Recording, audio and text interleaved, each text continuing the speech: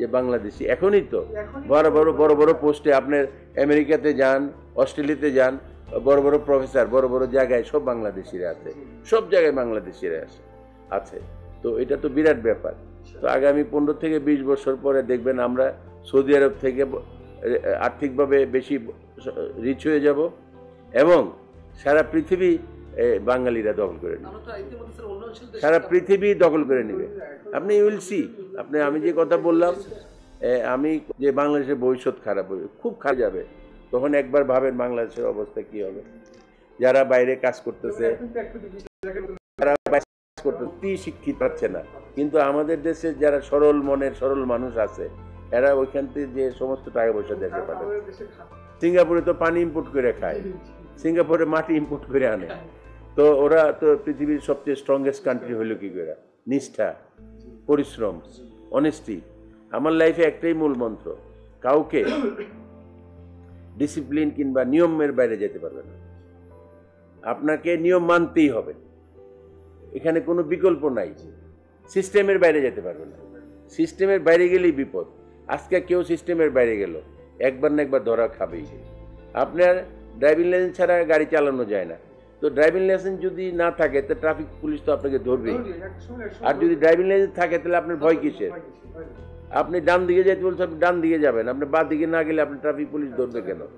কাজেই লাইফটা এবং জীবন হইল আপনার এটা সিস্টেম। কে দিল, কে করলো, এটা বড় কথা না। আপনি নিজে কি করলেন আপনার নিজের জন্য, আপনার আত্মীয় স্বজনের জন্য, পাড়া প্রতিবেশীর জন্য, মানুষের জন্য, দেশের জন্য, হিউম্যান কাইন্ডের জন্য আপনি নিজে কি করলেন, এটা বড় কথা। আপনি দেশকে কি, আপনি বলেন যদি দেশ থেকে কি পাইলাম, দেশ কি দিল, আপনি করেন। আপনি পিছনে তাকাবেন কেন? আপনি যদি টাকা পয়সার জন্য দৌড়েন, টাকা পয়সা আপনাকে ধরা দিবে না। আপনি ক্রিয়েট করেন, আপনি পরিস্থিতি সৃষ্টি করেন, টাকা পয়সা আপনার পিছনে এসে ধাক্কাবে। আপনি ক্ষমতার জন্য দৌড়ান, ক্ষমতা কখনো আপনাকে ধরা দিবে না। আপনি পরিশ্রম করেন, আপনি পরিবেশ সৃষ্টি করেন, আপনি এনভায়রনমেন্ট সৃষ্টি করেন, ক্ষমতা এসে পিছনে ধাক্কাবে, এই ইউ হ্যাভ দিস পাওয়ার। তো এটা তো ক্রিয়েট করতে হবে, অবস্থা সৃষ্টি করতে হবে, আপনাকে পরিশ্রম করতে হবে, সহায়তা থাকতে হবে, এটা কোনো বিকল্প না। কাজ করতে গেলে আপনার কিছুটা বদনাম হবে, কাজ না করলে আপনার কোনো বদনাম নাই। কাজ করলে ভুল হবে, কাজ করলে বদনাম হবে। আর তুমি যদি কোনো কাজ না করো, ভুলও হবে না, বদনামও হবে না। কিন্তু কাজ করতে হবে, ডিসিশন দিতে হবে, ডিসিশন নিতে হবে, ডিসিশন দিতে হবে। ডিসিশন নিলে 100টা ডিসিশন নিলে 10টা ভুল হইতে পারে, 90টা তো কারেক্ট। আর আপনি কোনো ডিসিশনই নিলেন না, একটাও নিলেন না, তাহলে 90টা কাজ তো হবে না। কাজে ওইভাবে কাজ করতে হবে, মার চেয়ে মাসির দরদ বেশি হইতে পারে না। আপনারা জানেন বঙ্গবন্ধুকে হত্যা করা হলো, নির্মমভাবে হত্যা করা হয়েছে এবং দেশের কালো একটা অধ্যায় শুরু হয়েছিল। সেটা অবসানের জন্য জননেত্রী শেখ হাসিনার নেতৃত্বে আবার 91 থেকে আমরা আন্দোলন করে 96-এ জননেত্রীকে আমরা ক্ষমতায় আনলাম। ক্ষমতা আসার পর থেকে তো সব কিছুর হিস্ট্রি আপনারা জানেন। তো আমরা চাই যে বাংলাদেশ স্বাধীনতার সপক্ষে শক্তিটা এ দেশ পরিচালনা করুক। যারা স্বাধীনতার সময় বঙ্গবন্ধুর বিরোধিতা করেছিল, ওই ফ্যামিলিগুনি, ওই গোত্র, ওই লোকগুনেরই আত্মীয় স্বজন যারা আছে কিংবা জেনারেশন আছে, এই জেনারেশনটা কিন্তু এখনো ওইভাবে আছে। আপনার দেখেন বঙ্গবন্ধুকে মারল যারা, তাদেরকে আপনার জিয়া রহমান স্বীকৃতি দিল এবং তাদেরকে অ্যাওয়ার্ড করলো, রিওয়ার্ড করলো। তারা বিভিন্ন জায়গায় অ্যাম্বাসেডার এটা বানায় করলো এবং বঙ্গবন্ধুর মৃত্যুর সাথে আপনার উৎপত্তিভাবে এরা জড়িত ছিল, কারণ আমরা তখন সব বুঝি। তো স্তব্ধ করে দিল। বঙ্গবন্ধু একা না, বঙ্গবন্ধু সপরিবারে বঙ্গবন্ধুকে আপনার হত্যা করলো। বঙ্গবন্ধুর নেতৃত্বে দেশ স্বাধীন হয়েছে, যারা যুদ্ধ করেছে তারা কোনো অংশ কম না। তো যাই হোক, আমরা যেভাবেই মূল্যায়ন করি আর মূল্যায়ন দিই, কিন্তু দেশ কিন্তু বুঝে আপনার সত্যের জয় একদিন হবেই। আজকে দেশের যে অবস্থা সারা পৃথিবীতে, আপনার আজকের থেকে 15 বছর আগে, 10 বছর আগে বাংলাদেশে, বিদেশে, সৌদি আরব গেলে তো আমাদেরকে দাম দিত না। আর এখন দেখেন এইবার গেল জননেত্রী, আমাদের প্রাইম মিনিস্টার সৌদি আরবে হায়েস্ট অনার দিছে, তো এখন সারা ওয়ার্ল্ড দিতেছে। সে এটা কেন দিচ্ছে? শুধু বাংলাদেশের অবস্থা দিচ্ছে না, এখন বলছে বাংলাদেশ ঘুরে দাঁড়াইছে, বাংলাদেশ ডেভেলপড হচ্ছে। আজকে দেখেন মানে আমাদের প্রতিবেশীর দেশের কারেন্সি আর আমাদের কারেন্সি প্রায় এক হয়ে গেছে। আগে ছিল ডবল। পাকিস্তানের কারেন্সি কোথায় আর আমাদের কারেন্সি কোথায়?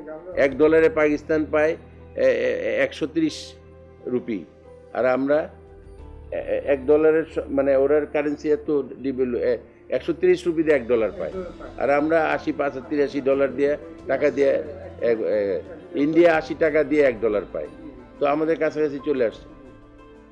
একমাত্র শেখ হাসিনার ডিসিশনকে তখন সবাই বলছিল, সবাই A to Z 90% লোক বলছিল ভুল ডিসিশন। উনি ওয়ার্ল্ড ব্যাংকে খেপাই দিছে, আমেরিকারে খেপাই দিছে, কানাডাকে খেপাই দিছে, সারা পৃথিবী খেপাই দিছে। উনি বলছিল আমি অনেস্ট, আমার দেশে কোনো আমরা চুরি করি নাই, আমাদের দুর্বল, সেই জন্য আমাদেরকে চাপাইতেছে। আজকে তারাই ক্ষমা চেয়ে গেছে যে তাদের এটা ভুল ছিল। এটা সাহস করে যদি উনি না হাত দিত, তাহলে আজকে যে বাংলা জাতি যে পারে এটার তো প্রমাণ হতো না।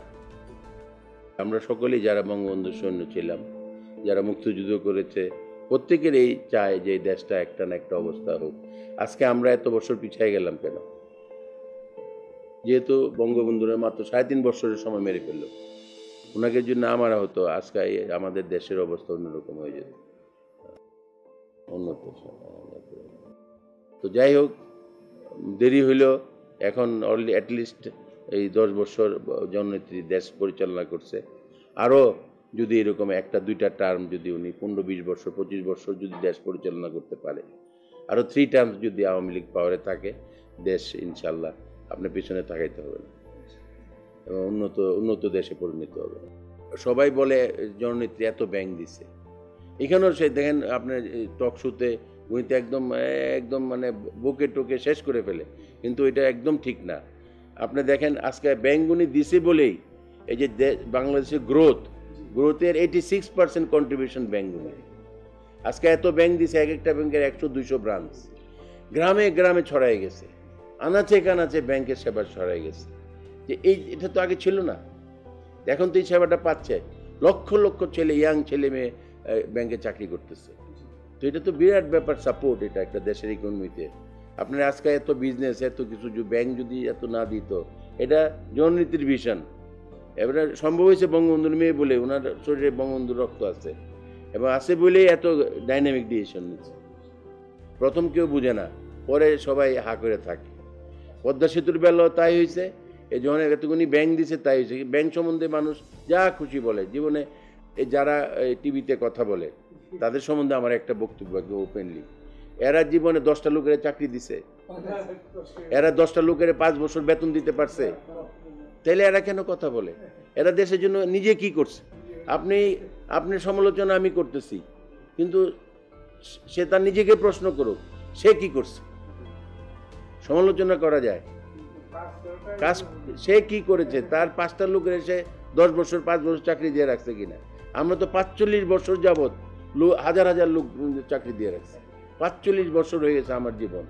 45 বছর যাবৎ আমরা আমাদের সহকর্মীদের আমরা স্যালারি দিচ্ছি, তাদের জীবিকা অর্জনের জন্য সাপোর্ট দিচ্ছি, তারা আমাদের সাথে কাজ করছে। দেশ উন্নয়নের জন্য, আমাদের উন্নয়নের জন্য আমরা কাজ করছি। আমাদের যত অফিসার আছে, যত স্টাফ আছে, আমার 4-5 হাজার লোক আছে। আপনার সবাইকে আমার একই কথা, যদি ইফ ইউ ফিল দিস অর্গানাইজেশনের মালিক তুমি, তাহলে আমার সাথে কাজ করো, নতুবা চাকরি মনে যদি ইফ ইউ থিঙ্ক তুমি চাকরি করো, তাহলে আমার এখানে চাকরি কাজ করো না। তোমাকে মনে করতে হবে you are part of my company, you are owner of this company. না, আমাদের এই যে আমরা হোটেলগুলি করতেছি, আমরা নিজেদের কনস্ট্রাকশন নিজেরা করি। এই যে আমরা 2টা হোটেল করতেছি, একটা মেরিয়ট হোটেল, রেনিসান্স মেরিয়ট, গুলশানে হয়ে গেছে, এটা ফেব্রুয়ারি মার্চে ওপেন হবে, কমপ্লিট হয়ে গেছে। আরেকটা হিলটন ঢাকা, 2টাই আমেরিকান চেন। এবং আমরা প্রথম এই বাংলাদেশে মেরিটের সাথে এগ্রিমেন্ট সাইন করি এবং হিলটনের সাথে 2টা হোটেল আমরা করতেছি। অবশ্যই আপনার একটা 5 স্টার হোটেল হওয়া মানে সিটি ডেভেলপড হওয়া, সিটি আপগ্রেড হয়ে যায় এবং আপনার ফরেনাররা যে আসে, বিজনেসম্যানরা আসে, তাদের ফ্যাসিলিটি ইনফ্রাস্ট্রাকচার যদি বিল্ড না করেন তো দেশ ডেভেলপ হবে না। আমরা দেশ ডেভেলপমেন্টে একটা হইলে এমপ্লয়মেন্ট, আপনি একটা হোটেলে 400-500 লোক কাজ করবে, তারপরে আপনার ফরেন কারেন্সি আর্ন করবেন। হোটেলের ভাড়া তো বিদেশিরা থাকবে, দেশিরা ডলারে পেমেন্ট করে, ফরেন কারেন্সি আর্ন হবে। তো এটা তো ফরেন দেশের জন্য ভালো, সমাজের জন্য ভালো, একটা সিটি ডেভেলপড হয়েছে, একটা দেশ ডেভেলপ, ইনফ্রাস্ট্রাকচারে ডেভেলপড হয়ে যায়, ট্যুরিজমে ডেভেলপড হয়, সব দিক দিয়ে হোটেল যত হবে তত ভালো। যারা ইনফ্রাস্ট্রাকচার নিয়ে কাজ করছে সরকারের এবং প্রাইভেট সেক্টরে, তাদেরকে আরও মনোযোগী হইতে হবে। এই শর্টকাট সলিউশন করলে হবে না, মাস্টার প্ল্যান করে আগাইতে হবে। 100 বছর 50 বছর পরে কি দরকার, কক্সবাজারে 100 বছর পরে কি দরকার, এখনই সেটা স্টার্ট করতে হবে।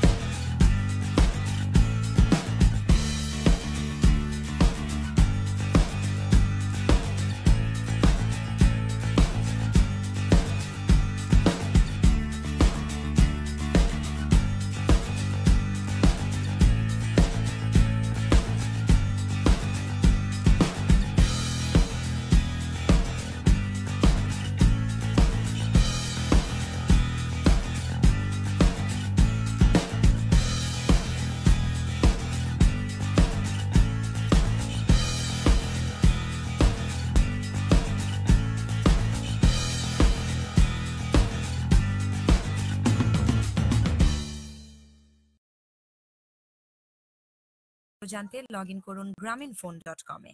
এই সংক্রান্ত অভিযোগ থাকলে ডায়াল করুন 1098 নম্বরে।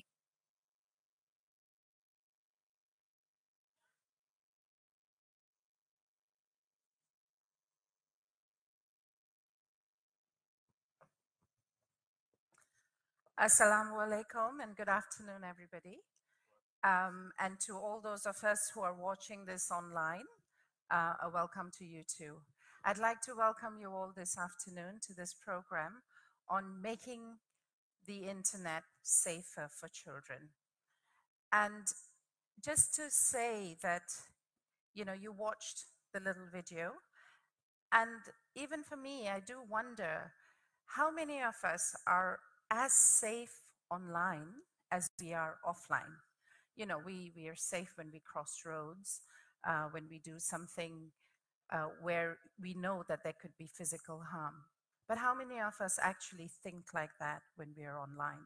So it would be interesting today to have those discussions. So we're going to have those discussions today. And this has been made possible because of the partnership that we have with Grameenphone and Telenor. And I really, on behalf of UNICEF, would like to say how much we appreciate this partnership and how proud we are of it. Because there's been a lot that we have accomplished in this partnership. And as we go towards, as we move more into it, there will be so much more that we will do. But in order to do that and to start us off, I would really like to welcome first Mr. Yasir Azman, who is the Deputy CEO of Grameenphone. Thank you. Thank you, Seemas and Gupta. Assalamu alaikum and Shubhecha from Grameenphone. I think this is a house, we say the GP house, and I'm really glad to have you all here. And I don't want to do mistake while naming all of you, my distinguished guest. Dr. Mahmoudul Haq, Additional Secretary, Secondary and Higher Education Division, Ministry of Education. Professor Dr. Sayyid Muhammad Ghulam Farooq, Director General, Director of Secondary and Higher Education, Government of People's Republic of Bangladesh. We have Ms. Motoshi Kobir, my friend, long friend, Director Communication Outreach, Black and Black International. We have Ms. Sabrina Shahid from Sir John Wilson School, and Ms. Seema Gupta, Deputy Representative from UNICEF. Once again, welcome to Grameenphone House. I think we as an employee, we are really proud that we connect Bangladesh. We have 72 million customers in Bangladesh. That's our inspiration, that we every morning we come to this house and we go back with a lot of pride because they trust us. And it's not only telecom service to us to provide voice and data into business in this country. We believe that we truly empower societies. Our connection, a 1-minute connection, is not only a price of 1 taka. It is basically to make people closer. It is a connection when you are using internet. It gives access to education. It brings transparency. And we believe it reduces inequalities. And that's where we are actually committed. As Telenor Group and Grameenphone, we are committed to SDG 10, reduce inequalities. And there is our mission together with UNICEF and also our partner Champions 21. I think in this journey, you know, it's like our commitment as a group, Telenor and Grameenphone, we believe that ensuring online safety is for all. Is, as you mentioned, that is not only children, it is for us as well. And how much we are educated, we don't know how to react and how to act in this digital world. I think I personally mentioned to different forums that I am being the father of 3 teenage kids. I face it every day, every evening when I go back home. I see them, you know, they are engaged with digital platforms. With the excuse of, you know, studies and so many things we talk about, we connect them to knowledge. But at the midnight when I still see that they are into this, my heart really, you know, it's like, it's tough. It's tough that where are they actually? When we send them out, we put them with the driver, with a caretaker. But we send them in the digital world, we don't know that how are they actually behaving there. Are they safe? And it is basically these days we have faced sort of situation. And in my personal life, there are 350 students in the school my kids are going. They are into a trouble actually. And that's because of they didn't know how to behave in the digital world. The boundary that a school are having is not keeping them safe anymore. Their access from outside into the school environment through these digital platforms. And I think this is extremely important to how do we basically bring online safety to our children. And there we partnered with UNICEF as a Telenor group, and we have other partners. And we have this year covered 400,000 students, children, to different schools to bring awareness. I think that journey is not ends here. We have covered 70,000 teachers, parents, guardians to bring better awareness. But I think it's not coming to an end there. It's a start point. I think we all need better education in this area. When I talk to my kids' school teachers and parents, I found that all of us are helpless, and we were looking at each other. I was looking at the principal, and we were laughing each other that we didn't face that in our days. And how now we can help each other to basically find out a way so that we are safe, our children are safe. So we as a Grameenphone and Telenor Group, we are committed, and we are grateful that all of you are here. And I look forward to a very good policy dialogue on this topic. Thank you very much once again. Thank you. Thank you, Mr. Yasir Asman, not just because of what you said about the partnership and the commitment of Grameenphone, but also for sharing your insights as a parent, because it's something I'm sure resonates with many of you who are in this room, as well as many of our online watchers. So before we hear from the panelists that Mr. Asman had mentioned, I'd like to invite Ms. Rasna Hassan, the Head of Sustainability of Grameenphone, and Ms. Christina Westland, Child Protection Specialist of UNICEF, to tell us a little bit more about this innovative partnership between Grameenphone and UNICEF to make the internet a safer space for children. When we say children, I just want to qualify that it actually is adolescents and young people as well. So, you know, I know there's been a little bit of discussion in the room as well and what we mean by children, so just to clarify that. So, Rasna Hassan and Christina Westland, come ladies.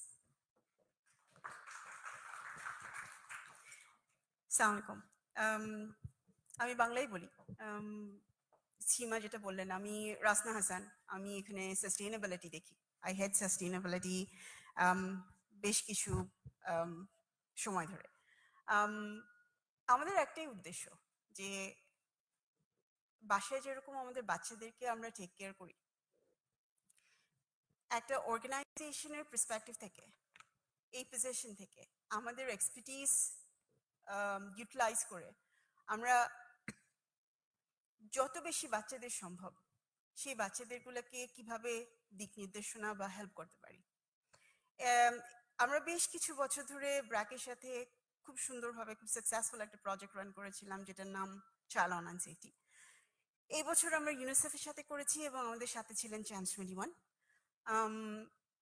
এবছর আজম ভাই যেটা বললেন 4 লাখ বাচ্চা এবং 4 লাখেরও বেশি school children are 70,000-এর বেশি বাবা মা টিচার্স গার্ডিয়ানসদের আমরা রিচ আউট করতে পেরেছি এই দুটা অর্গানাইজেশনের সহযোগিতায় উদ্দেশ্য একটাই ছিল সেটা হচ্ছে এমন কিছু রিসোর্সেস এমন কিছু ম্যাটেরিয়াল এমন কিছু দিক নির্দেশনা যদি বলা যায় সেটা দিয়ে কিভাবে আমরা বাচ্চাদেরকে লার্নিংটা আরো ইজি করতে পারি উৎসাহ দিতে পারি যে তারা সঠিকভাবে শিখতে পারে টেকনোলজি থেকে ডিফিকাল্ট আজমান ভাই বারবার যেটা বললেন যে এটা একটা নতুন একটা অধ্যায় বলা যায় নতুন একটা লাইফের একটা যেটা আমরা যখন বড় হচ্ছিলাম তখন ছিল না সো এই কাজটা আসলে given the fact যে আমরা larger size P provider আমরা একা কাজটা করি না আমরা যেটা করি there are international organizations যারা experts এদেরকে নিয়ে আসি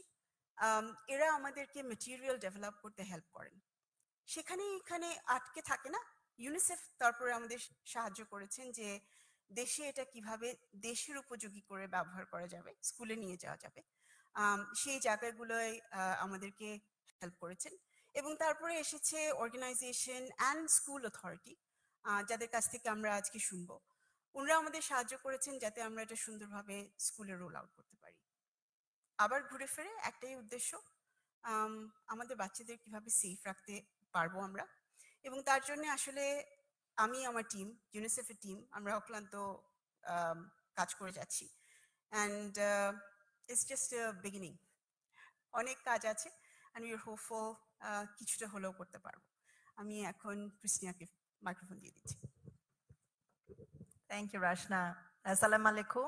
And I will go back to English. So I hope I'm not going to repeat what Rashna has just said. But I also want to express our thanks to this partnership with Grameenphone. I think this has really given us a lot of opportunities to raise awareness on online safety, not only for children, but also for parents and for teachers, which is what we have mentioned previously is also so important. We know that internet use is increasing rapidly in Bangladesh. It's a future, it's a presence, and we need to be in it because it's giving us a lot of opportunities, but it also is presenting us with challenges and with risks. And although at social media, you can make so many friends, you can connect with so many people, but it can also be a place where you can feel like the most lonely person in the world. If you are being cyberbullied or if you are being harassed, then you can feel very, very vulnerable. So this is what we have been trying to do with this program. We have been going to secondary schools. We have been talking to the students.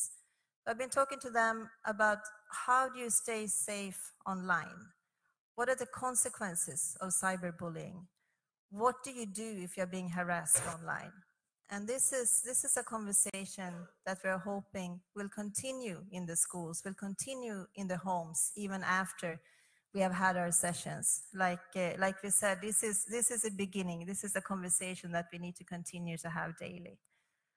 Before we go into the dialogue, we just wanted to tell you some of the achievements and highlights of this program that we have done for the last couple of months.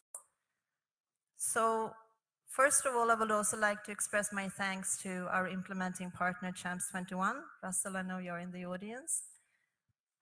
And also a big thank you to all of the secondary schools who opened the doors, who gave us the time, and who allowed us to speak to their students and to the teachers. Because of that, because of all of that support, we were able to reach 400,270 children during a very short amount of time. As we mentioned before, we believe that it's absolutely essential to also speak to the parents. Often we see that the children at this level, they know more about the internet than the parents do and than the teachers do. So for a parent to be able to support your child, it's important that they're also familiar with the world online. So we have also been talking directly to parents. We have been reaching 73,947 parents, and we are hoping to reach even more going forward. We have also had a campaign, and you saw one of the clips when we just started from the campaign.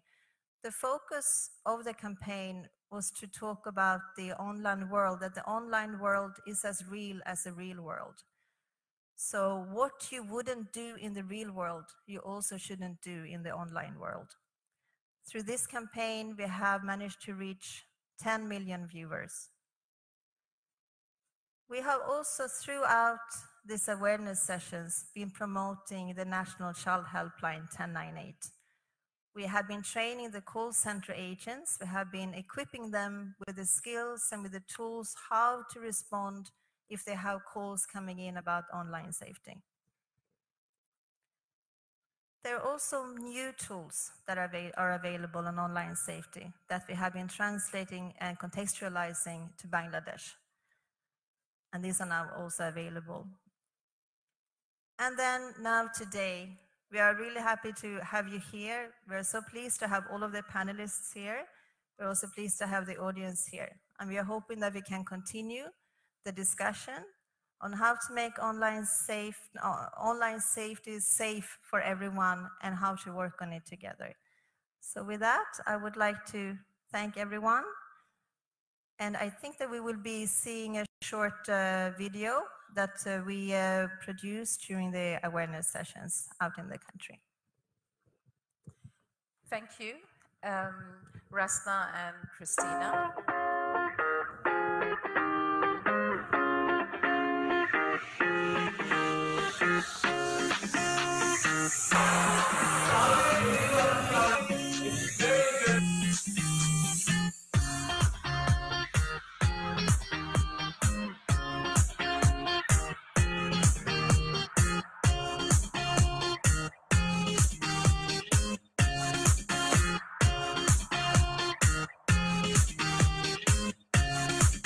ইন্টারনেটের যেমন কিছু positive দিকও আছে তেমন কিছু negative দিক আছে। আমরা ইন্টারনেটে সোশ্যাল মিডিয়ার মধ্যে যখন রোমিং করি তখন আমাদের অনেক সময় সাইবার বুলিং এর শিকার হতে হয়। আমরা এটা যাতে ভালোভাবে ব্যবহার করতে পারি, কি পথে কি ওয়েতে, এই গাইডলাইনগুলো বাচ্চারা এ যাবৎকালে খুব বেশি পায়নি। তারা নিজেদের মতো করে ইন্টারনেট ব্যবহার করে এবং অনেক সময় বিপদে পড়ে যায়।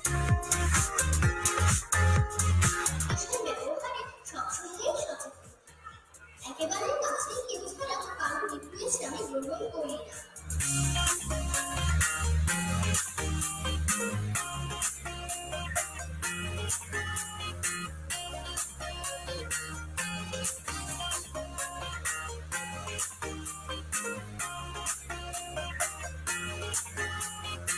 যদি আমাদের কখনো কেউ কল করে বা বুলিং করে অথবা ব্ল্যাকমেইল করে, আমাদের হ্যারাস করার চেষ্টা করে, তাহলে আমরা সেটা বড়দের সাথে কনসাল্ট করব। আমাদের একটা হেল্পলাইন আছে যেটাকে আমরা 1098 বা 1098 বলি। যদি কোনো শিশু কখনো বিপদে পড়ে যায় ইন্টারনেট ব্যবহার করার কারণে বা অন্য কোনোভাবে কোনো লোক তাকে কোনো খারাপ মন্তব্য করলো, বা সেক্ষেত্রে শিশুরা যেন একটা সহযোগিতা পেতে পারে সেজন্য অনলাইনে তাদেরকে একটা টোল ফ্রি ফোন নাম্বার দেওয়া হয়েছে। সেই ফোনে ফোন করে তারা সহযোগিতা পেতে পারে।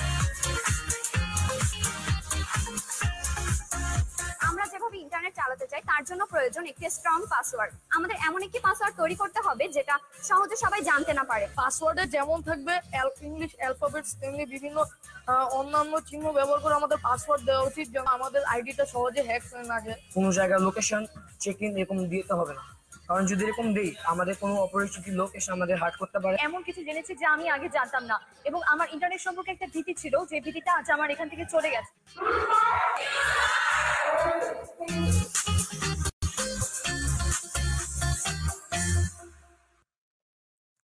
So ladies and gentlemen, you just watched the second video of the integrated communication campaign from the partnership that Rasna and Christina talked to you about.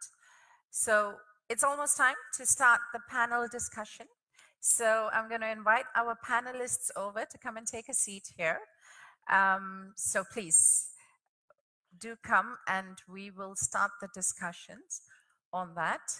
But just as the panelists take their seats, what I wanted us to just think about a bit as we go into the discussion is, you know, we've watched the videos which really are,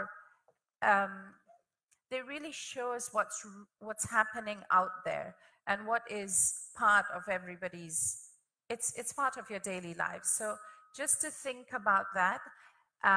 And those who are online, please do send your questions in, because we will take your questions to the panelists and have them answer. On that note, it's okay. I was going to say that, but it's fine. No, I can see you all here. On that note, what I'm going to do is, I think though Yasser did mention and invite and introduce our guests, our panelists, I will do that once again so that you know exactly who is who. So we have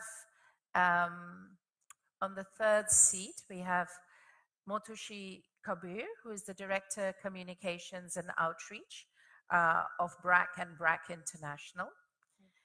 And then we have Miss Sabrina Shahid, who is the principal of Sir John Wilson School.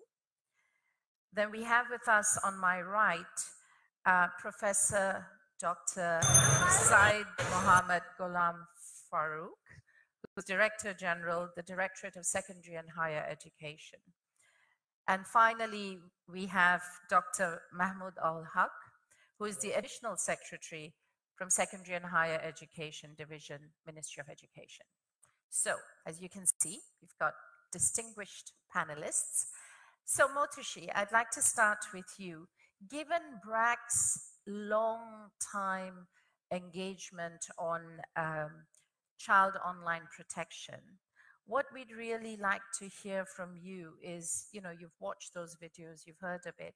What do you think still needs to be done to make children safer online? And really, given that you've had this experience and you know what is out there, we'd like to hear from you, keeping in mind also BRAC's various interventions and outreach with young people. What are those, what else needs to be done? What more can we all do here? Sure. Thank you. First of all, let me congratulate UNICEF and Grameenphone not only for this very much needed campaign, but also bringing all the relevant partners in the ecosystem in this panel. So congratulate for that. As you've said, we have different interventions of engaging with children at different ages. And what we have really seen is children respond to different type of contents depending on your change, right? You cannot go with the same content with adolescents, young adults and children. So that's something I think that needs to be done, that we need to customize the content based on where in the life cycle the child is, because of course, when a child reaches adolescence, they respond to very different stimulus. They respond to very different type of content. So we really need to customize, and the messages, the tone of voice, the way we speak to the child, depending on where they are. What we have also seen from our experience of running many adolescent development program and through BRAC education program, that peer-to-peer influence plays a very important role, because it's very important to engage with parents and teachers as you have done, but it's also important to identify who are the influences within the children's peer network, especially when they reach the adolescence phase or the young adult phase. Because as you know, if a child is told not to do anything, they'll be more intrigued to try that out. So it always helps if there's positive peer pressure. It always helps if they listen from their friends or the champions within their network. So it's more effective if there's communities within the children who will actually act as a positive peer pressure and influence them, rather than advice or a suggestion from a teacher and guardian, which works as well, but both of them needs to work together.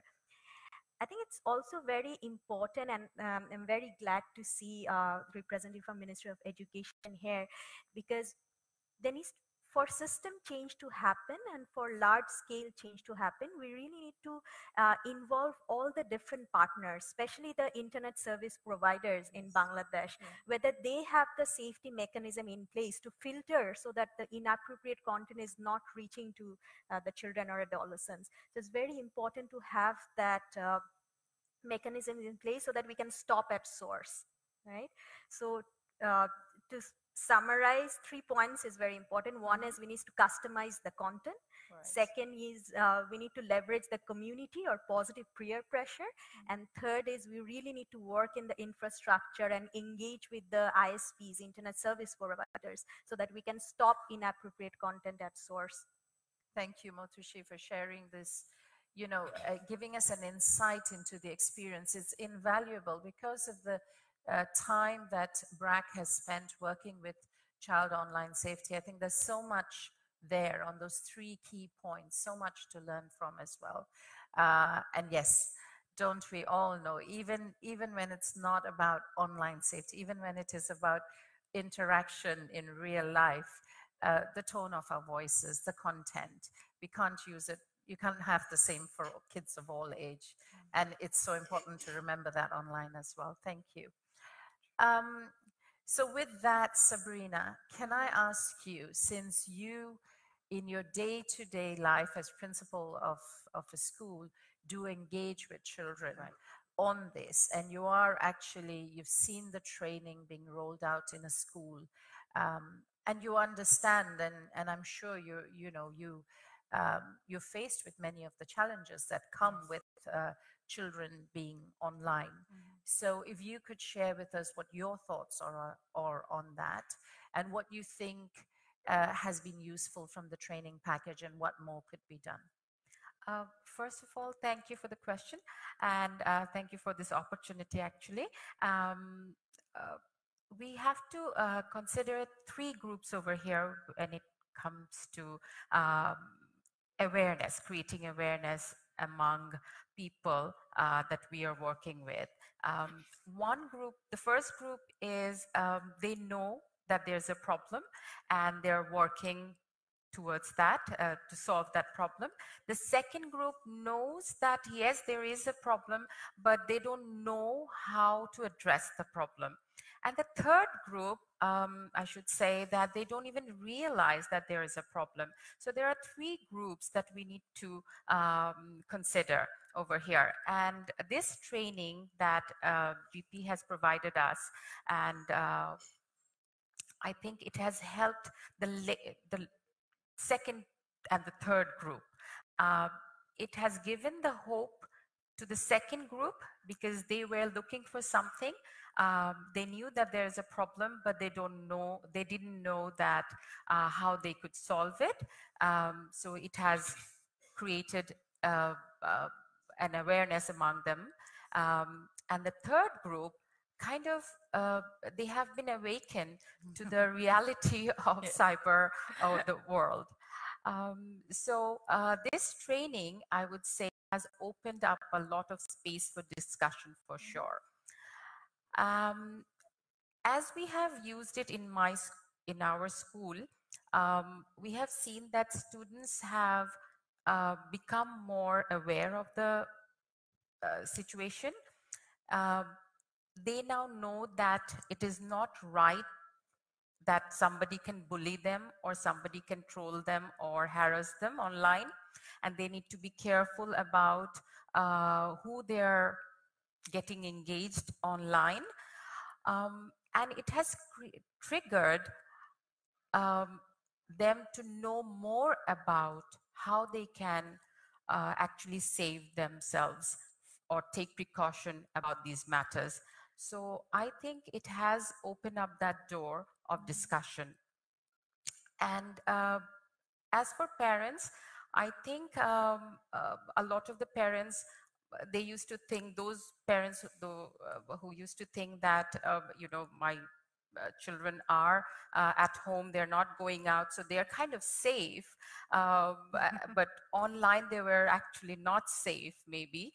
So they're looking at it in a different way, and they're coming in terms with the fact that, yes, this great tool called internet can be used to harass their children as well, or it can be dangerous for their children.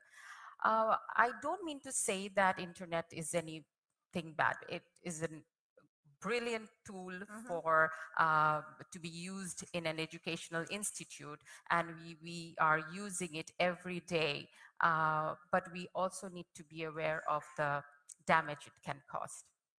Thank you, Sabrina. It's so good to hear that, the training has also opened up, created the space for discussion between the teachers and the students, for the students to know that, yes, they can approach you. But I think even more fascinating that parents look at it in a different way. And, as we heard from Mr. Yasser Azman early on as well, the internet is here to stay, and it has so many positive things about it that if we can just make children safer, it far outweighs everything else. And I think parents need to understand that. And I'm so pleased to hear that that's beginning to happen. Right. So that then takes me to our third panelist. And I would like to ask you, Dr. Ghulam Farooq, what are your thoughts on the inclusion of this or something like this in terms of inclusion of modules on child online safety into the curriculum of secondary school? What are your thoughts? Okay, thank you very much for giving me the chance to be here. And first of all, I have to admit my ignorance that I didn't know that you were doing such a big scale campaign against this cyberbullying. The 400, you have already reached 400 students and 50,000 parents, students. no, 400,000 students Yes. and 50,000 parents and Yeah. teachers. It's very great, and I didn't know about it. It was a great initiative. Thank you very much for that, first of all. Introducing this thing in curriculum is a little bit difficult. You know that there is huge criticism against the textbooks, that the textbooks are already overloaded. And the government is trying to reduce the content now from the textbook. Right. So this is very difficult to include these things in curriculum. So what we are doing now, let me tell you that before being the Director General of Directorate of Secondary and Higher Education, I was the Director General of National Academy for Educational Management. What we did there, we gave training to the teachers, the heads of the institutions, like that. And one of the things that you know that by 2030 we're supposed to achieve SDG 4. In other words, we have to achieve quality education by 2030. And we try to define quality education. You know that it's very difficult to define quality education, and so we try to define it. So broadly, we thought that if we would focus on 4 major areas, then we would be able to achieve quality education. These 4 major areas are creativity. I mean, we have to make our students creative. The second is criticality. We have to make our students critical. And the third component is the ethical issue. We have to make our students ethical. And the fourth one is the social commitment. What we try to do there, these are not in the textbooks explicitly, these are not in the textbooks. What we try to do in NAEM, National Academy for Educational Management, that we try to train the heads of the institutions so that they can take initiative to make their students creative, critical, ethical, and socially committed. I mean, this is supposed to be done not by the textbooks, not inside the classrooms, but through some extracurricular activities. And what I think that, what I have got the idea today, that we can integrate this thing with the criticality issue. If we can make the students critical about the internet content, and if we can make our students ethical, ethical doesn't only mean that to be good or honest. Ethical also means to be responsible. Ethical also means to have respect for others, others' views and others' opinions. So we try to define ethical in different ways so that we can motivate our students to be ethical. So I got the idea today that this very thing, which were not very much clear to me before, that we can integrate this, this cyber safety with the critical issue and the ethical issues, so that our heads of the institutions, they can motivate their students to be critical in such a way that they will be very careful about handling with this internet material. They will make their students ethical in such a way that they will be careful when they will use internet. And last of all, let me tell you from my own experience, awareness is the most important thing. Blocking the sources, what I found, I worked in Saudi Arabia for 7 years in a university. And I found the students there. In Saudi Arabia, all the sources are blocked. And I mean, I couldn't use any source. But my students could. They were smarter than me. So they could crack the code, and they could visit all the prohibited sites very easily. So blocking the sources is not, I think it's not very good. It's okay, but we cannot stop this by blocking the sources. So what we should do, as we have seen, that we have to make them critical and ethical in such a way that they will not be the victims of this internet content. Thank you very much. Thank you, Dr. Ghulam Farooq. And I like your creative thinking in ensuring that you can use the themes of being critical and ethical and therefore include this. This is very good. Thank you so much for that. And I'm happy to see that, you know, as you say, 400,000 children, 400,000 adolescents, if you like, is a huge number, but not that huge in Bangladesh. Yes. And obviously, to take this further, we do need the Ministry of Education, the Ministry of Higher Education. And so it's really good to hear how you're thinking today even, how this can be integrated. Yes. And that then takes me to the additional secretary, because I would like to hear from you how does this align with your thinking and what you have under the plans for the ministry? I know it's a critical area.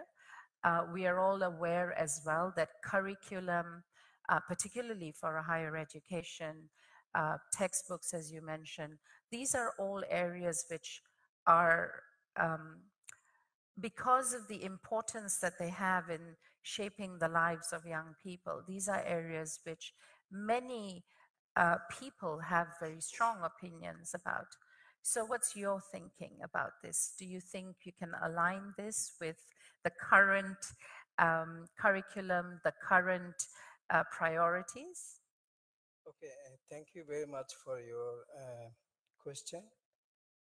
First of all, I would like to express my thanks to UNICEF and Grameen Phone to organize this kind of policy dialogue, basically for internet security.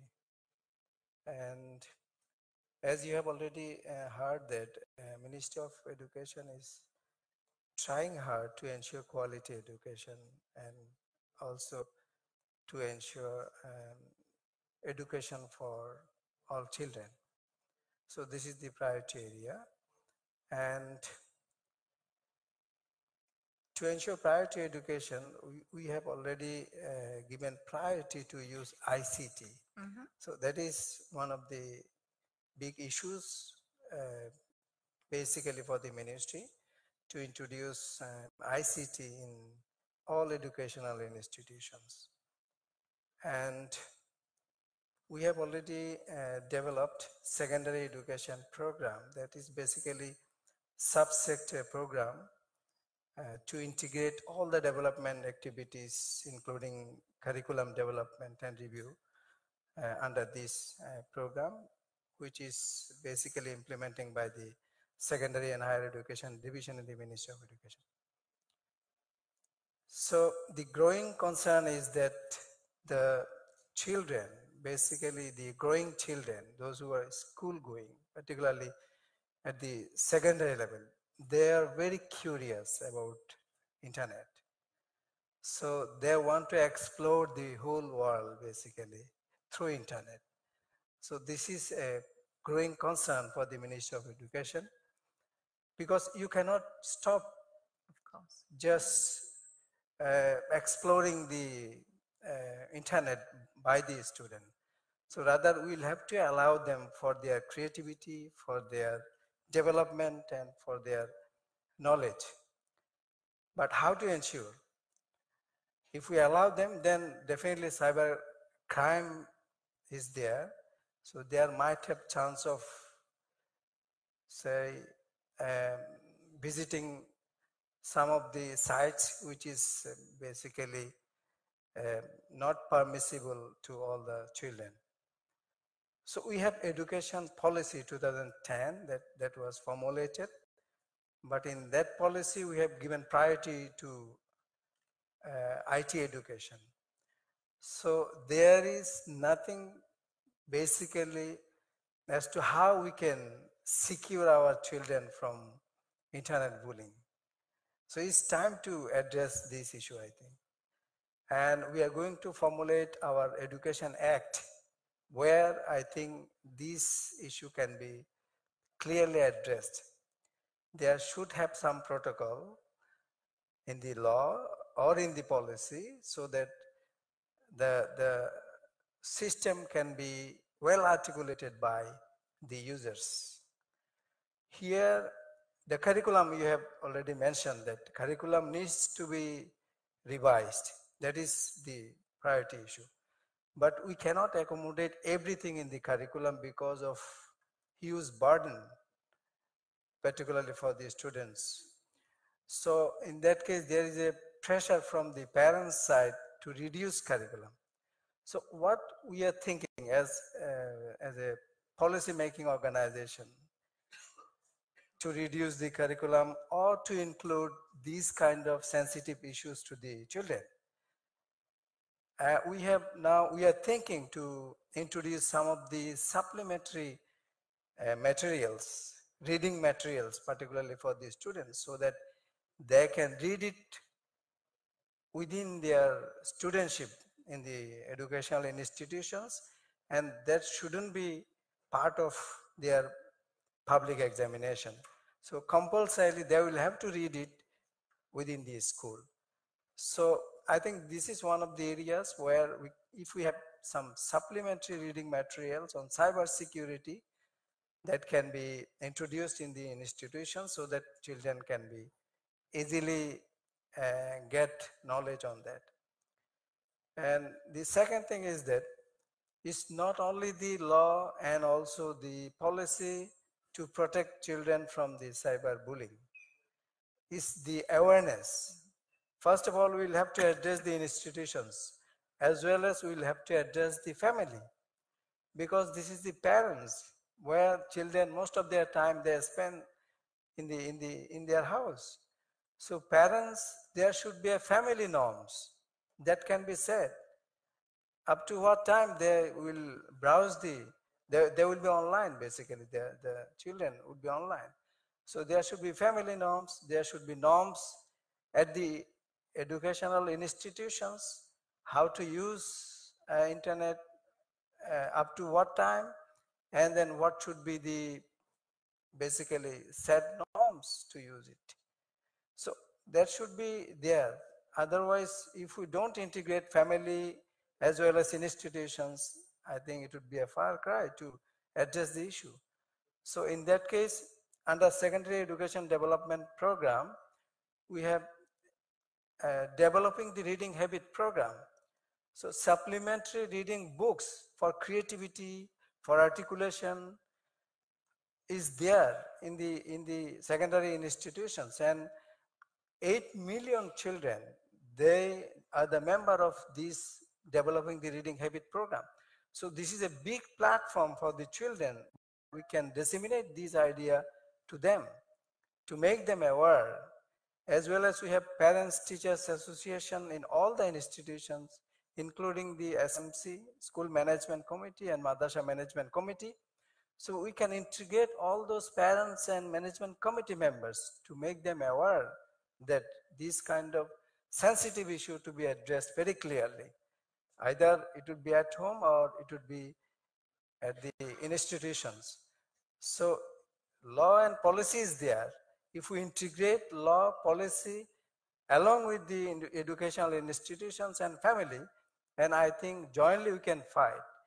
And there should be collaboration is needed basically to ensure it. Collaboration in the sense that UNICEF is there, Grameen Phone is there. We can invite civil society members to come up with the awareness program so that we can disseminate the idea to all the community members, particularly the parents and also school management committee. So not only the regional or country level community collaboration is enough to address the issue.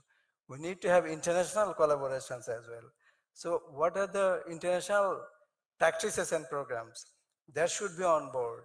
As we have already seen, ITU maybe they have very good program to address this issue along with the international key partners, so that our local program can be integrated to the regional program as well as to the international program, so that ultimately we can be in a position to address this cyber crime, cyber sensitivity, as well as the internal security for our future generation. Thank you. Thank you, Dr. Mahmoudul Haq.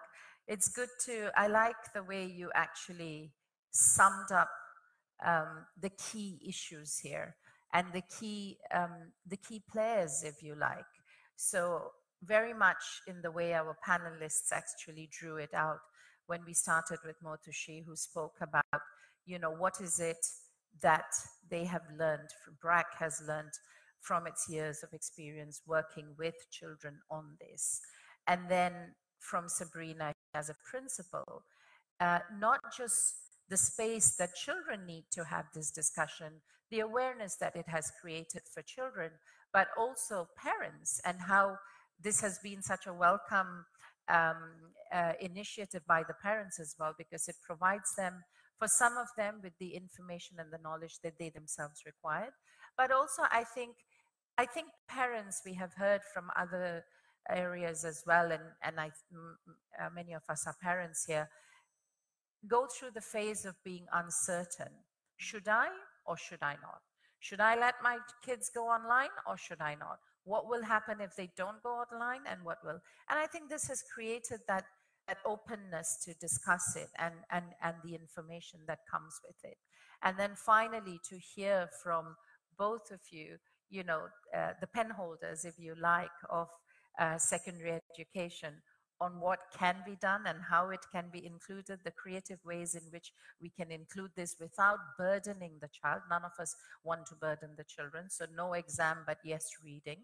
And then opening up the space using the school committees and so on to include parents and others, because each one of us has a role to play in ensuring that our kids are safe online. So thank you for your thoughts. And to our viewers and to those in the room, it's almost time to hear from you, because of course this wasn't supposed to be a one-sided discussion. We do want to have a discussion with you. So before that, what we'd like to do is share a couple of more videos with you as well of the integrated campaign, so that you have glimpses of what else there is on that. And then we will have the discussions around it.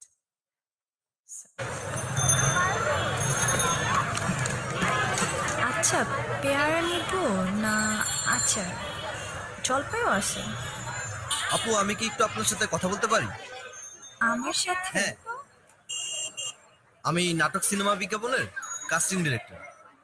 আপনি কিন্তু চাইলে first class model হতে পারবেন। আপনি কিন্তু খুব সুন্দর। Thank you. আপনার অনলাইন আইডিটা একটু দিতে পারবেন? ইয়ানা জোহা। এটা না? হ্যাঁ। রিকোয়েস্ট পাঠিয়ে দিছি। হ্যাঁ, আচ্ছা, আমি অ্যাকসেপ্ট করব। আপনি আমাকে ছবি দিয়েন, শাড়ি পরা, salwar kameez, western, any kind of photo. অনলাইনে ফোন দেব না, ঠিক আছে? আচ্ছা আচ্ছা, হ্যাঁ। আচ্ছা, আসি। হ্যাঁ, ছবি পাঠান। এভাবেই অচেনা মানুষের সাথে পার্সোনাল তথ্য শেয়ার করে অনলাইনেও আমরা নিজের বিপদ ডেকে আনি। অনলাইন সেফটি সম্পর্কে আরো জানতে লগইন করুন graminphone.com-এ। এই সংক্রান্ত অভিযোগ থাকলে ডায়াল করুন 1098 নম্বরে।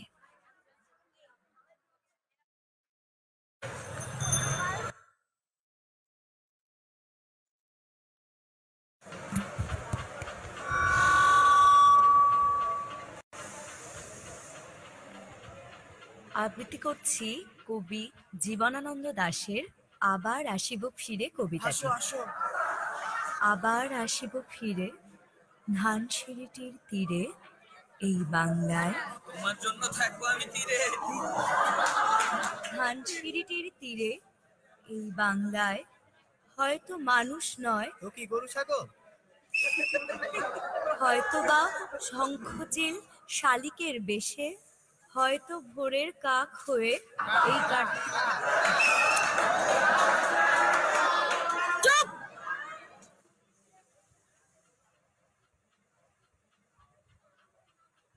বাস্তব জীবনের কোনো অসঙ্গতি যেমন আমাদের নাড়া দেয়, অনলাইনেও কি ঠিক এমনই হওয়ার কথা না? অনলাইন সেফটি সম্পর্কে আরো জানতে লগইন করুন graminphone.com-এ।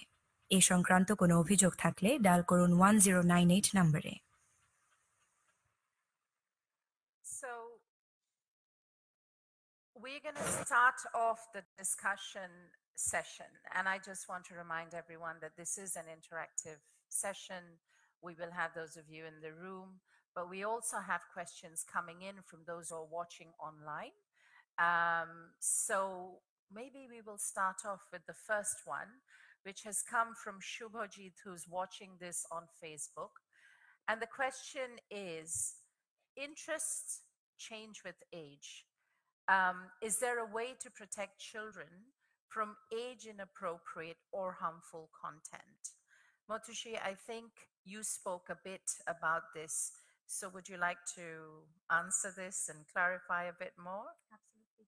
Because the risk is, especially now with internet ad promotion and tagged ads, that when you browse for an app or when you go to a site, the ads that show up is not driven by your usage pattern. It's driven by the collective usage pattern of the country, right?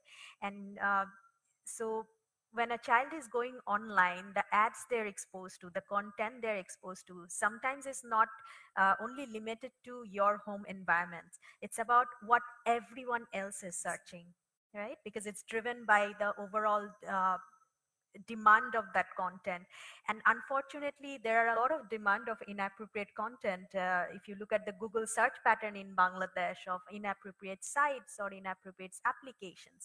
So that's why it's extremely important first for parents or caregivers or teachers to know what type of risks there are. And there can be three types of risk, right? It can be either cyberbullying, it can be online predators, or it can be inappropriate content. And to really ensure safety, of course, there is a preventive side of it, that are we talking to our children, are we making them aware of what kind of content is appropriate, but there's also a protection side of it. And that's why I'll bring in again the point about strengthening monitoring and working with internet service providers, making sure that they have the necessary filters or they have the right either punishment or incentives.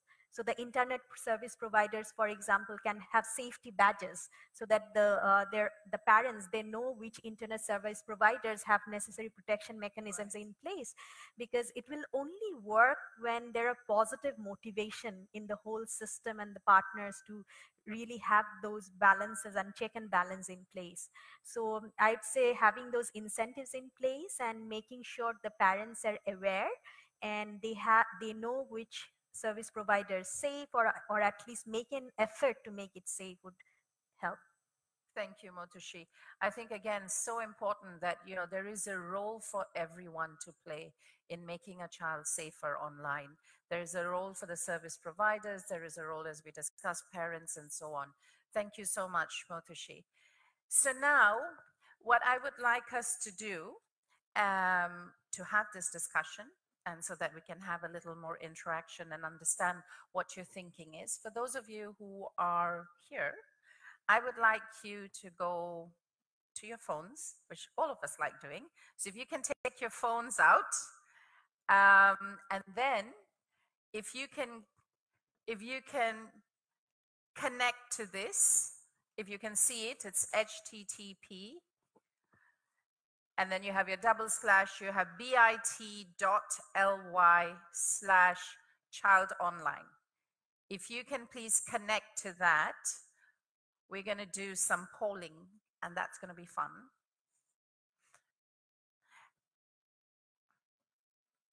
And those who are viewing online, please access this through Facebook. We will have the questions and you can answer it on Facebook. So those who are in the room, please use this, and those who are on Facebook, please go ahead and do that. So, are we ready? Is everyone in this room ready? Yes? Everyone's connected? All right. So the first question, when children are online, I'm most concerned about A, online bullying, B, exposure to inappropriate content, and C, risk of physical sexual violence. And we have the answers coming in. Yes, it's moving, it's changing. We still have more coming. Are we all done? Are we thinking? I can see them shifting.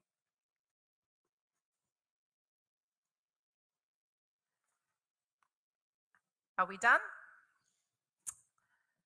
And we know how it's going online.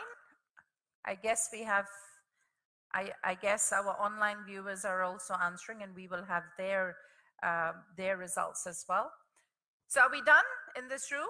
Is this what we have? Yes? Everybody in the room? Have you answered? Yes? All right. So this is what we have. 31% of those in this room think or are most concerned about online bullying. And 46% are most concerned about exposure to inappropriate content, which we did hear quite a bit about. And then 23% are concerned about risk of physical and sexual violence. So, interesting. And the online results, I think we will, while we are waiting for that to come in, I think we've got a sense of what's coming here in the room. The biggest worry is the exposure to inappropriate content. So very quickly, just to think about that while we wait for the other one, is what are your thoughts on this to the panelists? What do you think? What does this mean? What do you think this reflects based on the discussions we had earlier as well? If anyone wants to. Yes, Sabrina, please. Yes, inappropriate content is definitely, that would be my choice as well. But you see, we can't close our eyes, we can't close our ears, and we can't stop breathing. Just like that, we can't stop viewing, this popping up unless you have a very strict, system in your computers. But I think it's the awareness of what to take and what not to take is the best possible solution for this. In our lives, we will teach our children that they are going to face bad things and good things, but they have to choose the good, right? So it works as the same way, that they're going to see something bad, and if they are going to see something good, which one are they going to choose? So if we can ensure that they are aware of their ethical values, just like Sir have mentioned over here, that yes, they have that understanding of what is right and what is not. I think we can always be sure that yes, our children are going to be safe. Thank you. And I think we do have the Facebook results in, which are actually very similar, because even for those who are watching online, we've got exposure to inappropriate content coming in from 43%, and which is quite similar to the 47% we have here. So in the room, may I just ask anyone here, or, just to tell us a bit about your thinking, because, what made you vote for that, or what your thoughts were? Either way, not just the 43 or the 47%, but even the others, if you can share a bit your thoughts on that. So anyone to voice an opinion here? You were the ones who voted. Yes? You don't want to share your thoughts with us of why you voted for that? Oh, we've been here sitting and telling you and discussing with you. That's a bit unfair. Don't you want to tell us? No? Yes, there's one hand there. Please.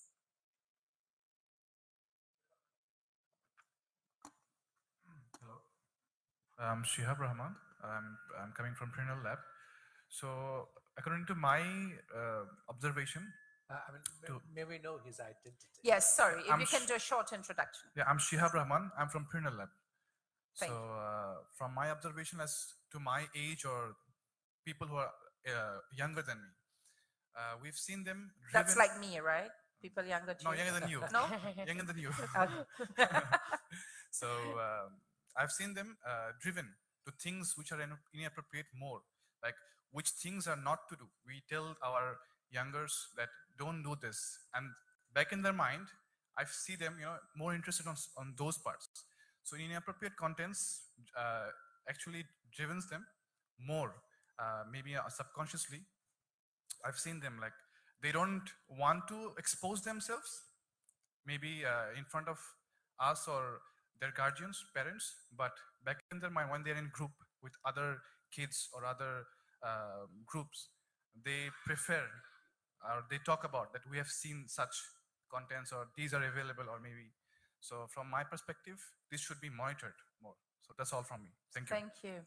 And I find that very interesting because as you speak, the Facebook polling is still going on, and it's now stands at 50%, the inappropriate content thing.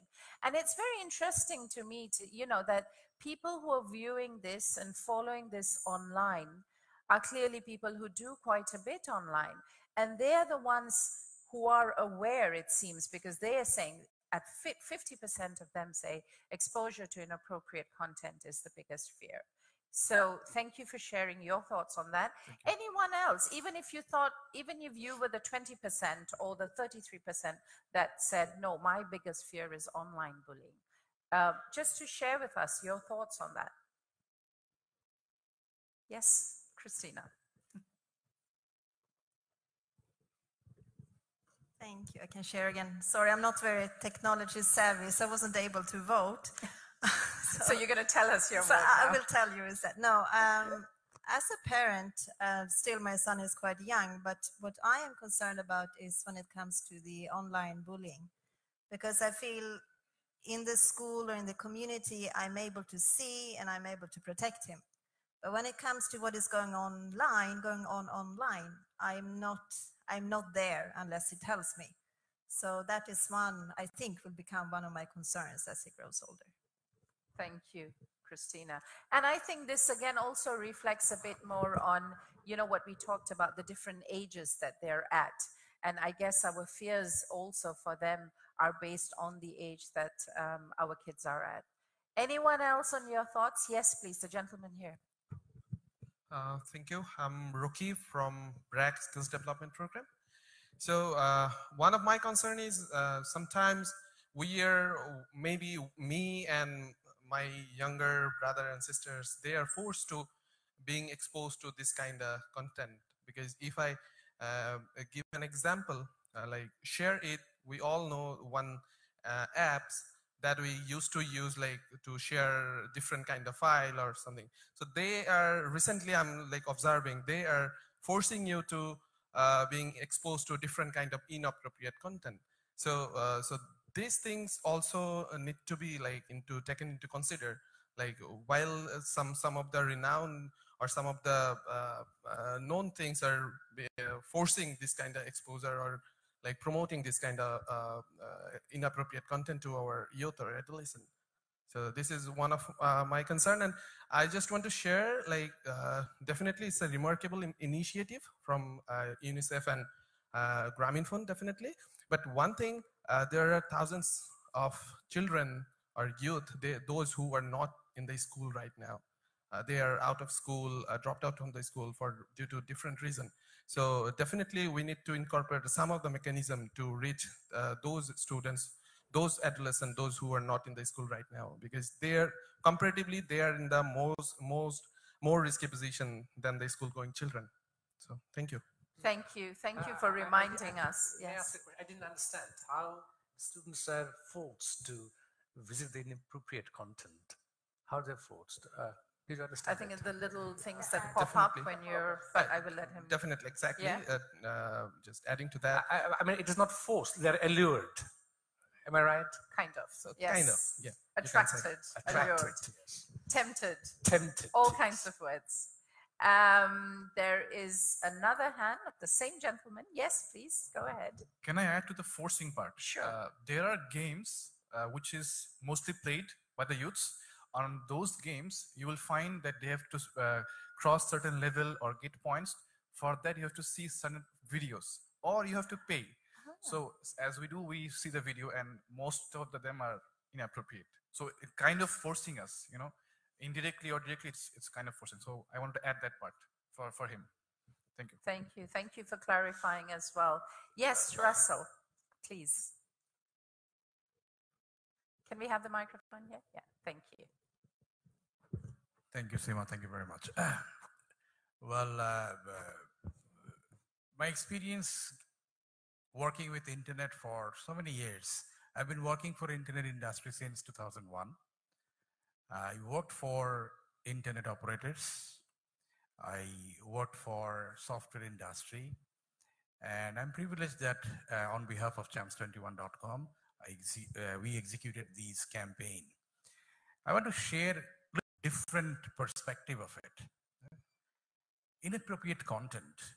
If we go back to 2000 or 2001, internet came sometime around 96, 97. At the same time, it came to Bangladesh. On an offline manner, from 97 onwards, we have been seeing proper internet with emailing and others. If you Google it, I was Googling it right now because I know the contents I was Googling again. Back in 2000 or 2001, when we used to see Alexa ranking, where Bangladeshis go and visit, which sites they visit. In those days, out of the top 100 sites Bangladeshis used to visit, 80% of them were inappropriate sites. Well, sorry? 80% of them were inappropriate sites. Today, sitting today, out of top 100 sites, only 2 I found a bit of inappropriate. That's a reality. I mean, you mean 2%? Less than 2%. Out of 100, 2%, you can say yes. I found 2. So formerly it was 80%. 80%, now today it is 2%. Only 2%. Only 2%. That's the reality. We know it, who are working with internet domains and many things. Let me tell you why. In those days, first of all, the universe was not that big. At the same time, there was nothing to do on the internet. Today, there is a lot of things to do on internet. Bangladeshis, newspapers, everybody is among the top 20. Even the PHP learning website is one of the top 20. So there are a lot of good things to do on the net. Yes. People know about it and it's spreading. Now coming back to this particular topic of safe internet, school-going children, with my little company called champs21.com, I have been working with school-going children since 2001. The major hurdle that I've been seeing working with, I work with almost 1,000 schools all over Bangladesh on different campaigns, different perspective. With all due respect to our teachers, Sabrina ma'am, I know her personally. Motushi, I'm similar from IBA, so I know you. So after a long time I'm seeing you. I have heard both of you, sirs. Brilliant, but the challenge is our teachers. They don't allow us. Many of us in this room are blessed by good internet. When I am blessed by good internet, then I actually promote good internet. Our teachers are not blessed by good internet. They don't know good side of the internet. Once we keep, So internet doesn't mean this only bullying. Internet doesn't mean only inappropriate content. Internet doesn't mean cyberbullying and negativity. No, internet has a lot of positive things. So instead of talking about so many positives, why are we keep talking about negative things? Internet doesn't mean going to school and talk about bullying. Internet doesn't mean a campaign like, hey, somebody's bullying you, somebody is doing inappropriate things with you, there are inappropriate contents. That means we're actually driving our next generation towards negativity. So the teachers, today we have achieved 400,000 students. I think my urge to government, when I was in Basis Board, I had a little scope of working with the digital Bangladesh policy board with my little contribution. I keep saying all this, that please aware our teachers. Next time, we should reach 4 million teachers first. They spread the good part of internet. They always say, we have seen while executing this program, when teachers are present, how many of you use internet? They don't raise hand. Students are scared of teachers. That means internet is bad. Internet is negative. So we have to accept this fact. When our Prime Minister, Honorable Prime Minister says, internet has to be the 6th prime need, then it has to be, the positivity has to be spread out. That positivity through you to the panelists and the Bangladesh government, my urge is, let's talk about positive sides of internet more than the bullying part and the negative part. They're there, but when the positivity spreads out, negativity will go away automatically. Thank you very much. Thank you, Russell, and thank you for reminding us about. Can I just? And we still have more. I'll give you a chance. Okay. I think it's a good thing, because that balance that needs to be in any campaign, in any awareness, needs to be there. As much as we warn them about the pitfalls or the dangers, it's also about acknowledging, making them aware of what is good about it. We have another question to go to, and then we will come back. I just want to be sure that, so this 80% of visiting an appropriate site came down to 2%. Is that what you said? But that's of all Bangladeshis, not young people only. Yes. Then we are not at risk in that sense. I wouldn't say that. I wouldn't say that, because we have our young people. But it's not the percent. Out of the top 100 sites that Bangladeshis visit, 80. Yeah, we need to look at different sources. It's Exactly. Not only the sites. There are many different internet and digital platforms, right? It's WhatsApp and internet groups, there's Snapchat, and things are moving faster than I can There even is so recall. much Absolutely, games. So it's not only the sites. So I think the risk is still very much there. Exactly. And with that, we go to the second question, which is quite linked. So everyone in the room, you're still connected? Yes? Are you? And those online, our online viewers, I hope you're still looking at the question on Facebook, and we look forward to your answers on Facebook. So, the second question, which kind of leads from the discussion we had, the best way to reach every child in Bangladesh with online safety training is scale up training program to more schools, develop online resources to help people, make this training part of the national education curriculum. And you've heard views on that. You've heard the panelists tell us what they think about that. So interesting, very interesting. Is A and B missing in other screens? Is only C appearing? We found some A and B. I think Dr. Mahmoudul Haq was getting a bit worried when the others didn't appear. Yeah. Teachers. Everybody focuses on teachers. I know. Yes. So it's still coming in. Think about it. Think a bit more. We'll give you a few seconds more to think about it. All right. So, thoughts? Yes?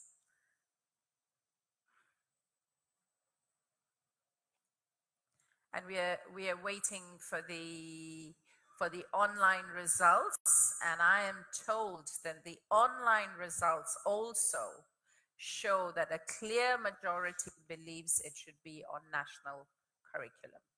So it's quite, I think everyone's thinking the same way. But we still have 50% more to come. So what I would say is, in this room, are we done? Is everyone in this room done with voting? Yes? Is anyone else still thinking?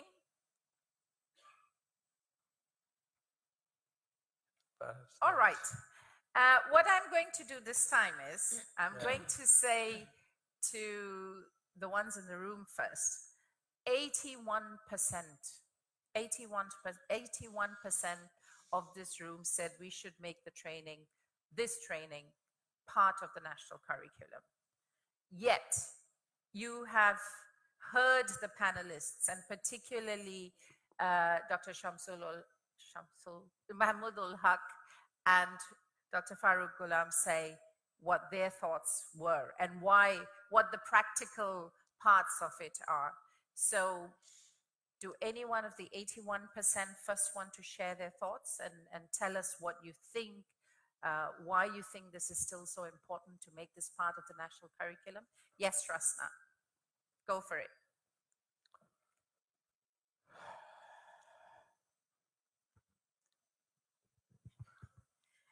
I just couldn't resist because this is very close to our hearts.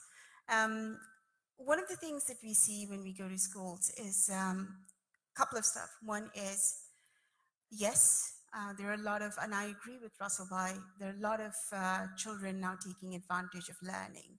However, a lot of children don't also have access just for the fact that they are a different gender. So when we go to school, we say boys have more access than girls because girls just don't need technology. A regular standard education in school is fine enough. So that creates double jeopardy for girls. And I'm not talking about schools only in villages or small towns. We've seen that in Dhaka or in larger cities as well.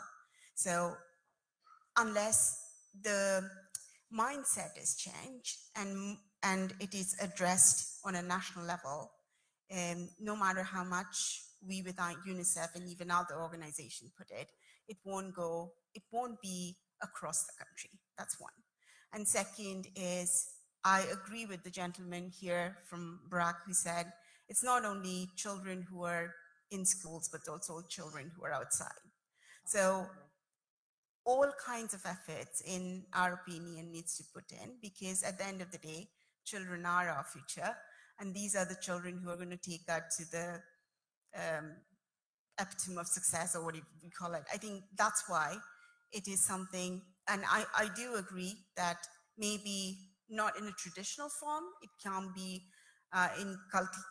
inculcate in the national curriculum, but there might be ways, as our very distinguished panelists said, there are other ways of going about it and making sure children, all class, all section are getting benefit. Thank you.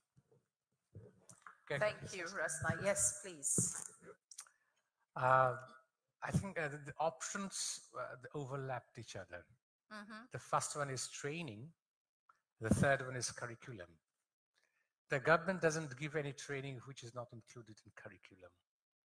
So what I meant that maybe we cannot include it in textbooks. It doesn't mean that we cannot include it in curriculum. So training is a part, training programs. So can I just clarify a bit, and just, I think I'm clarifying for the panelists, for those of you in this room and also for online, when we meant the scale up the training is the one that's been done in the schools, as you heard from Sabrina as well, and all of us, Rasna and Christina. So to have the same training program, which has now reached 400,000 kids, but to scale that up to reach more schools and more kids in schools throughout Bangladesh. That was one option. Then the other one is actually to do it through. I mean, through that is the part of yes. curriculum. That must be the part of curriculum. Otherwise, the government wouldn't allow you to do that. This is enough.